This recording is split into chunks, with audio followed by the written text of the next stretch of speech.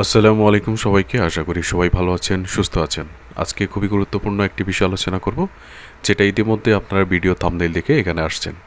2025 সালে এই মুহূর্তে এসে আপনি যদি বাংলাদেশের এক ব্যাংক থেকে অন্য ব্যাংকে টাকা খুব সহজ উপায়ে এবং নিরাপদ উপায়ে ট্রান্সফার করতে চান, সেটা কিভাবে পারবেন এবং কি কি ডকুমেন্টস লাগবে যার অ্যাকাউন্টে আপনি টাকা পাঠাবেন, এবং সবথেকে সহজ এবং সঠিক পদ্ধতি কিভাবে, প্রত্যেকটি বিষয় আজকে আমাদের এই ভিডিও থেকে আপনি জানতে পারবেন। ওকে, আলোচনার শুরুতেই আমরা প্রথমত বলতে চাই যে আমরা কোন সিস্টেমে বা কোন কোন উপায়ে অন্য ব্যাংকে টাকা ট্রান্সফার করতে পারবো। বাংলাদেশের এক ব্যাংক থেকে অন্য ব্যাংকে টাকা পাঠানোর জন্য সবথেকে সহজ এবং নিরাপদ উপায় হলো ইএফটি, আরটিজিএস এবং এনপিএসবি। এই তিনটি সিস্টেমের মাধ্যমে আমরা এক ব্যাংক থেকে অন্য ব্যাংকে টাকা ট্রান্সফার করে থাকি। তবে এই টাকা ট্রান্সফার করতে হলে আমরা যার অ্যাকাউন্টে টাকাগুলো পাঠাবো তার কি কি ডকুমেন্টস আমার লাগবে, চলুন প্রথমে সেই বিষয়টি আমরা একটু জানি। যার কাছে আপনি টাকা পাঠাবেন তার যে বিষয়গুলো লাগবে, তার যে নিকটস্থ বা তার যেখানে অ্যাকাউন্ট আছে সেই ব্যাংকের অ্যাকাউন্টে তার ইংরেজিতে যে নামটি দেওয়া আছে সেই নামটি লাগবে। প্রথমত 1 নম্বরে দেখতে পাচ্ছেন এখানে আমরা লিখেছি সঠিক ইংরেজি ব্যাংক অ্যাকাউন্ট নাম। 2 নম্বর হচ্ছে ব্যাংক অ্যাকাউন্ট নাম্বার সঠিক হতে হবে, এবং 3 নম্বর হচ্ছে ব্যাংকের নাম এবং ব্যাংকের শাখার নাম, কোন শাখাতে সে অ্যাকাউন্ট করেছে। এর পরবর্তী হচ্ছে যে রাউটিং নাম্বার।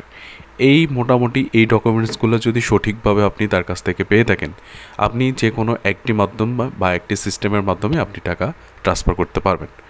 এখন আলোচনা করব এই তিনটি সিস্টেমের মাধ্যমে আপনি কোন সময়ে কী পরিমাণ টাকা কোথায় পাঠাবেন, বা আপনার জন্য সবথেকে কোনটি ভালো হবে সেটা আপনি বিস্তারিত আলোচনার মধ্যে পেয়ে যাবেন। প্রথমে আলোচনা করতে যাচ্ছি ইএফটি বা ইলেকট্রিক ফান্ড ট্রান্সফার নিয়ে। ইলেকট্রিক ফান্ড ট্রান্সফার বা ইএফটি আপনি কখন করবেন? ইলেকট্রিক ফান্ড ট্রান্সফার হচ্ছে মূলত আপনার কাছে যদি ছোট সংখ্যক অ্যামাউন্ট থাকে, যেটা আপনি অল্প টাকার পরিমাণ এবং মাঝারি অঙ্কের টাকা হয়ে থাকে, সেক্ষেত্রে কিন্তু আপনি এই ইলেকট্রিক ফান্ড ট্রান্সফার করতে পারেন।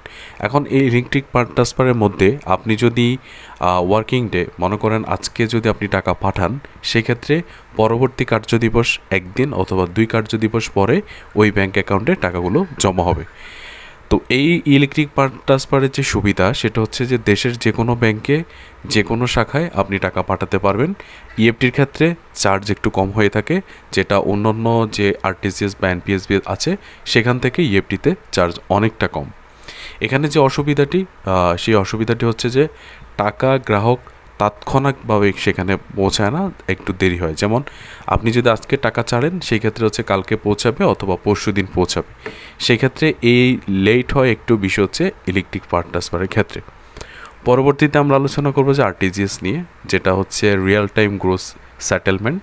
এটা হচ্ছে সবথেকে কার্যকরী একটি টাকা পাঠানোর সবথেকে বড় ধরনের একটি সিস্টেম। এখানে হচ্ছে কাজের ধরন হচ্ছে সবথেকে বড় অঙ্কের টাকা। যেমন বর্তমানে 1 লক্ষ টাকার নিচে আরটিজিএস আপনি করতে পারবেন না, অবশ্যই আপনাকে 1 লক্ষ টাকার উপরে আরটিজিএস করতে হবে। এখানে 1 লক্ষ টাকা বা তার বেশি যদি আপনি সহজে এবং সাথে সাথে টাকা পাঠাতে চান, সেক্ষেত্রে কিন্তু আপনার রিয়েল টাইম গ্রোস সেটেলমেন্ট বা আরটিজিএস আপনাকে ব্যবহার করতে হবে। এখন দেখা যাচ্ছে কি এই বিষয়টি কখন ব্যবহার করা হয়, যেমন হচ্ছে আপনি কারো কাছ থেকে জমি ক্রয় করতেছেন, অথবা বিদেশের কোনো কাজে টাকা পাঠাতে চাচ্ছেন, বা হচ্ছে আপনি কোনো বিকাশের লেনদেন করতে চাচ্ছেন। এই ক্ষেত্রে দেখা যাচ্ছে কি আপনার অ্যামাউন্টটা হচ্ছে 5 লক্ষ, 10 লক্ষ বা এর উপরে হয়ে থাকে। তখন কিন্তু আপনার ইএফটি অথবা এনপিএসবি দুইটা সিস্টেমের মাধ্যমে আপনি লেনদেন করতে পারবেন না। সেক্ষেত্রে আপনাকে আরটিজিএসটি বেছে নিতে হবে, এবং এই আরটিজিএসের মাধ্যমে আপনি কিন্তু খুব সহজে এক ব্যাংক থেকে অন্য ব্যাংকে আপনি টাকা ট্রান্সফার করতে পারবেন, এবং সেটা সাথে সাথে ওই অ্যাকাউন্টে জমা হবে। তো এখানে সুবিধাগুলোর মধ্যে রয়েছে যে সবথেকে দ্রুত এবং নিরাপদ উপায়ে আরটিজিএসের মাধ্যমে টাকা পাঠাতে পারবেন, এবং সবথেকে বড় বেশি অঙ্কের লেনদেন এই রিয়েল টাইম বা আরটিজিএসের মাধ্যমে আপনি পাঠাতে পারবেন। এক কথায় যদি বলি, সেটা হচ্ছে আপনি 1 লক্ষ টাকার উপরে খুব বড় অ্যামাউন্ট যদি আপনার কাছে থাকে টাকা পাঠানোর জন্য অন্য ব্যাংকে, সেক্ষেত্রে অবশ্যই আপনাকে আরটিজিএস ব্যবহার করতে হবে। এটা হচ্ছে আপনার জন্য সবথেকে সহজ এবং নিরাপদ উপায়। পরবর্তীতে যে বিষয়টি আলোচনা করবো সেটা হচ্ছে যে আপনার এনপিএসবি, যেটা হচ্ছে ন্যাশনাল পেমেন্ট সুইচ বাংলাদেশ। এটা খুব সহজ পদ্ধতি বাংলাদেশের মধ্যে, তবে এখানে কিছু বিষয় আছে। যেমন এনপিএসবি আপনি কিভাবে করবেন। এনপিএসবি মূলত হচ্ছে এটিএম কার্ড, ইন্টারনেট ব্যাংকিং বা মোবাইল অ্যাপের মাধ্যমে আপনি খুব ছোট অ্যামাউন্টের টাকা এক ব্যাংক থেকে অন্য ব্যাংকে সাথে সাথে ট্রান্সফার করতে পারবেন। আর আরটিজিএস এর সাথে যদিও এটা তুলনা করা হয়, তবে আরটিজিএসে হচ্ছে 1 লক্ষ টাকার উপরে, আর এনপিএসবি সিস্টেমটা কিন্তু 1 লক্ষ টাকার নিচে। এটা কিন্তু খুব অল্প কিছু টাকা আপনি সাথে সাথে সেখানে পাঠাতে পারবেন, যেটা এনপিএসবির মাধ্যমে। যেমন বর্তমানে বাংলাদেশের প্রত্যেকটি ব্যাংকে প্রায় অনলাইন অ্যাপস বা তাদের যে গুগল প্লে স্টোরে অ্যাপস আছে সেই অ্যাপসগুলো চালু করেছে, ইন্টারনেট ব্যাংকিং অ্যাপসগুলো চালু করেছে। এই এনপিএসবি সিস্টেমটা শুধুমাত্র ওই মোবাইল অ্যাপসগুলোর মাধ্যমেই কিন্তু আপনি টাকা পাঠাতে পারবেন। আপনি যদি মনে করেন যে আপনি কোনো শাখাতে গিয়ে সেটা অন্য ব্যাংকে পাঠাবেন বা আপনার ব্যাংক নিকটস্থ ব্যাংক থেকে আসলে এনপিএসবি করা যায় না। এটা শুধুমাত্র ব্যাংকের যে নির্দিষ্ট অ্যাপস আছে সেই অ্যাপসের মাধ্যমে আপনি এনপিএসবি সিস্টেমটি করতে পারবেন। এক্ষেত্রে অবশ্যই আপনার মোবাইল ব্যাংকিং ইন্টারনেটটা লাগবে। আপনার ইন্টারনেট ব্যাংকিং থাকলে আপনি সেই অ্যাপস থেকে টাকা পাঠাতে পারবেন। আর এটার সুবিধা হচ্ছে যে আপনি ইনস্ট্যান্ট, মনে করেন আপনি 500 টাকা পাঠাতে পারবেন, 1000 টাকাও পাঠাতে পারবেন, সর্বোচ্চ 50,000 টাকা পর্যন্ত আপনি এনপিএসবি করতে পারেন। তবে ব্যাংক বেদে এটা কিন্তু একটু বাড়তেও পারে, হয়তো বা 1 লক্ষ টাকা পর্যন্ত হতে পারে সর্বোচ্চ। এবং এটা খুব দ্রুত সময়ের মধ্যে, মানে তৎক্ষণাৎ আপনার কিন্তু টাকাগুলো পৌঁছে যাবে। এখন এটা কখন করতে পারবেন আপনি, সুবিধাগুলো একটু পড়ি। সুবিধার মধ্যে আছে যে 24 ঘন্টা 7 দিন, মানে সপ্তাহে 7 দিন 24 ঘন্টা কিন্তু এটি আপনি কাজ করতে পারবেন। আপনি শুধুমাত্র যেমন ইএফটি আপনার নির্দিষ্ট সময়ের মধ্যে করতে হয়, আরটিজিএস আপনার নির্দিষ্ট সময়ের মধ্যে করতে হয়, তবে এনপিএসবি আপনার নির্দিষ্ট সময় প্রয়োজন নেই। আপনি শুক্রবার শনিবারও করতে পারবেন যখন আপনার ব্যাংক বন্ধ থাকবে। সো এই ক্ষেত্রে আমার কাছে মনে হয় যে এনপিএসবি খুব সুবিধাজনক যদি আপনার কম অ্যামাউন্ট কারো কাছে পাঠাতে পারেন। যে কোনো সময় টাকা পাঠানো যাবে, সেটা বলেছি। সহজে মোবাইল অ্যাপ ইন্টারনেট ব্যাংকিং ব্যবহার করে এটা লেনদেন করা যাবে। তার মানে হচ্ছে যদি শুক্রবার শনিবার কারো কাছে টাকা ধার পেয়ে থাকেন বা হচ্ছে পাঠাতে চাচ্ছেন, সেক্ষেত্রে অবশ্যই আপনার কাছে যদি ইন্টারনেট ব্যাংকিং থাকে আপনি এই সুবিধাটি ব্যবহার করতে পারেন।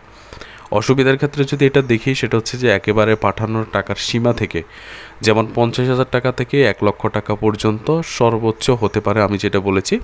আর কিছু ক্ষেত্রে ছোট সার্ভিস চার্জ কাটা হয়, যেমন আপনি যদি এই ব্যাংক থেকে অন্য ব্যাংকে টাকা পাঠাতে চান, সেক্ষেত্রে সার্ভিস চার্জ একটু এখানে বেশি কাটা হতে পারে এনপিএসবি সিস্টেমে।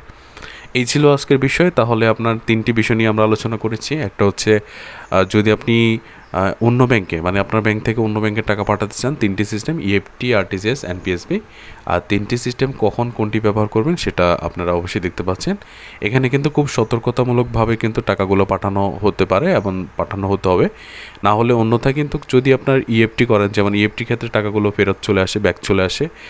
আর এনপিএসবি বা আরটিজিএসের ক্ষেত্রে টাকাগুলো 72 ঘন্টার ভিতরে যদি ব্যাক না আসে, অনেক সময় আসে না, সেক্ষেত্রে কিন্তু আপনাকে অবশ্যই বিষয়গুলো মাথায় রাখতে হবে যে আপনি তাৎক্ষণিক আপনার যে নিকটস্থ শাখা আছে সেখানে যোগাযোগ করতে হবে।